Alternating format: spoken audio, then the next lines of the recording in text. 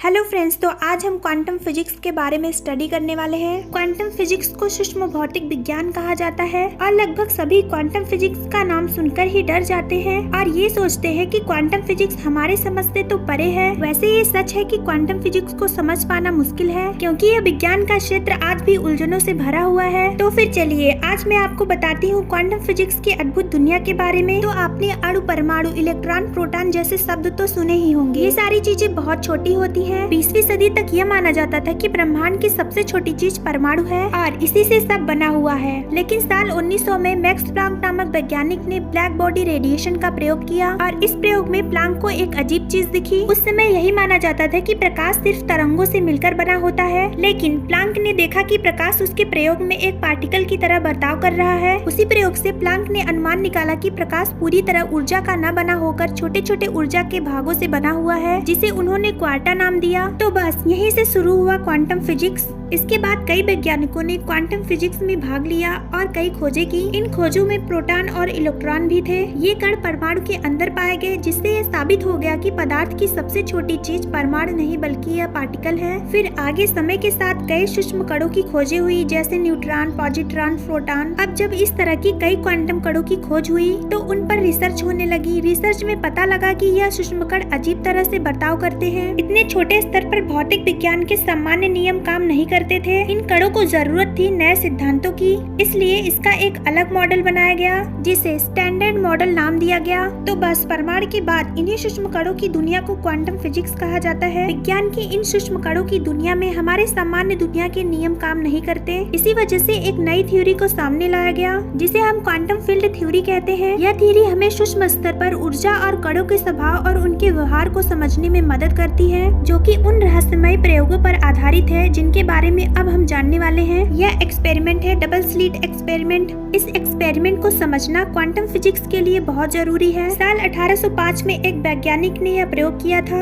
यह एक्सपेरिमेंट कुछ ऐसा था कि पहले एक गन रखी गई जिसके अंदर से प्रकाश निकलता हो, फिर बीच में एक प्लेट रखी गई। इस प्लेट के अंदर 2 स्लिट थी और ठीक उसके सामने दूसरी तरफ एक बोर्ड रखा गया था जिस पर प्रकाश पहुँचने वाला था। जब प्रकाश को गन में से निकाला गया तो प्रकाश उन स्लिट में से निकलकर सामने रखे बोर्ड पर जा गिरा, लेकिन इस बोर्ड पर प्रकाश स्लिट जितनी जगह में न रहकर उसके आसपास के विस्तार में फैल गया, जिससे यह साबित हुआ कि प्रकाश का स्वभाव वेव यानी कि तरंग जैसा है। देखिए, तरंगे पानी की लहरें जैसी होती हैं। तरंगे या तो पूरी होती है या फिर होती ही नहीं है। आप अभी अपने मन में पानी की लहरों को सोचिए।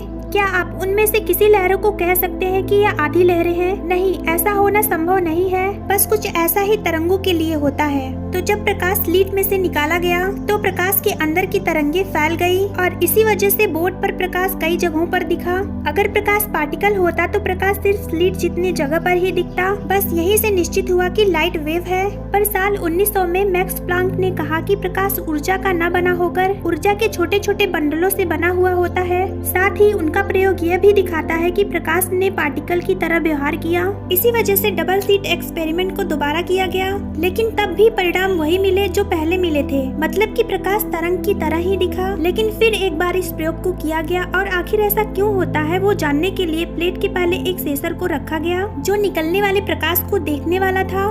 पर जब ये प्रयोग किया गया तो वैज्ञानिक हैरान रह गए। इस बार बोर्ड पर लाइट वेव की तरह नहीं बल्कि पार्टिकल की तरह दिखा। लाइट आसपास न फैलकर सिर्फ स्लिट जितने विस्तार में ही रहा। वैज्ञानिक इस प्रयोग से कुछ और ही उम्मीद कर रहे थे और उनको मिला कुछ और ही। यह कोई आम बात नहीं थी क्योंकि इस बार कई रहस्य सामने आने वाले थे। वजह थी प्रकाश का पार्टिकल की तरह व्यवहार करना। लेकिन सवाल उठता है क्यों पहले लाइट वेव की तरह दिखा? एक ही चीज डुअल नेचर की कैसे हो सकती है?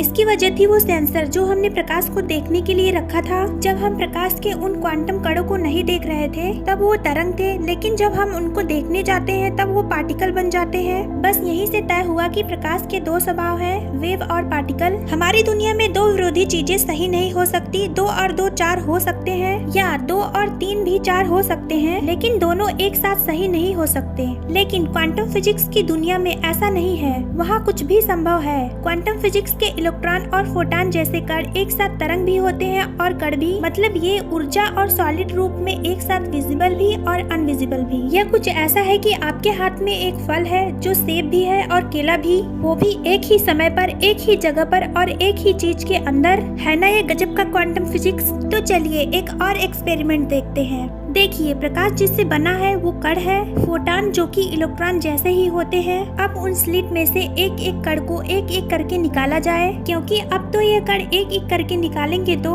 तरंग की तरह न रहकर कण जैसा ही बर्ताव करेगा। याद रहे, इस प्रयोग में हम कोई सेंसर नहीं लगाने वाले हैं। तो ये एक्सपेरिमेंट किया गया और फिर से वैज्ञानिक हैरान रह गए। बोर्ड पर प्रकाश तरंगों की तरह ही दिखा, पर ये होना इम्पॉसिबल है। जब सिर्फ एक पार्टिकल को प्लेट की स्लिट में से निकालते हैं तो वो तरंग की तरह कैसे बर्ताव कर सकता है? ऐसा तभी हो सकता है जब वो कण एक से ज्यादा हो, मतलब कि एक ही कण एक साथ कई जगहों पर मौजूद हो। लेकिन एक ही पार्टिकल एक से ज्यादा जगहों पर कैसे हो सकता है? तो यह हमारी दुनिया में संभव ना हो, लेकिन क्वांटम फिजिक्स की दुनिया में संभव है। यह कुछ इस तरीके से समझा जा सकता है कि आप अभी अपने घर पर भी मौजूद हो और अपने ऑफिस में भी, आप एक साथ दो जगहों पर हो। आपको तो पता चल ही गया होगा कि क्वांटम फिजिक्स कितना रहस्यमय है, लेकिन इसका सबसे बड़ा रहस्य तो अभी बाकी है, जो मैं आपको अपने नेक्स्ट वीडियो में बताऊंगी। तो आज के लिए इतना ही। अगर वीडियो पसंद आया तो चैनल को लाइक और सब्सक्राइब करना ना भूलें। मिलते हैं नेक्स्ट वीडियो में।